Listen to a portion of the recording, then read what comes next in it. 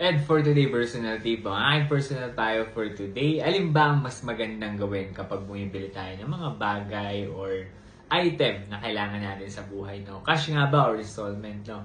So, tinatanong po ba yan? Definitely cash ang pinakamagandang gamitin kapag bumibili tayo ng mga bagay-bagay. Pero ang aking personal opinion sa bagay na yan, sa araw na to ay depende kasi yan kung meron tayong cash. Sino ba naman ang ayaw na bayaran yun ng cash? Pero nga karamihan naman sa atin, no, majority, dahil hindi naman tayo ganun kayayaman, wala naman tayong ganun kalaking pera, eh talagang ina-afford natin yung mga installment options. Dito nga lang sa bagay na to, lagi natin siguraduhin na kung sakali man na may bibilin tayong bagay at gagamitin natin yung part na installment o yung option na installment, sisiguraduhin natin na yung monthly amortization or yung monthly payment na babayaran natin sa anumang bagay na bibilhin natin, no?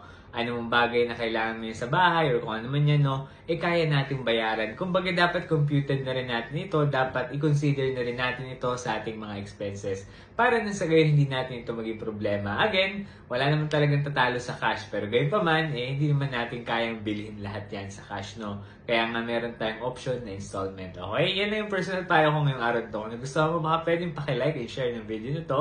At kung gusto mo akong supportahan, pakilike at follow ng every page ko, TikTok, ganun din ang YouTube. Yun lamang. Salamat!